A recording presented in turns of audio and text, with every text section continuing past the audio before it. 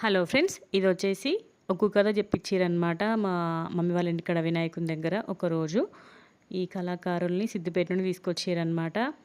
First time ఇక్కడ ఒగ్గు కథ చెప్పియడము మంచిగా అనిపించింది. చిన్నప్పుడు ఎప్పుడో అమ్మమ్మ వాళ్ళ ఇంటికాడ దేవుని కళ్యాణం చెప్పించిర్రు. మళ్ళీ ఇప్పుడు ఇన్ని ఇయర్స్‌కి ఇక్కడ వినడం అన్నట్టు.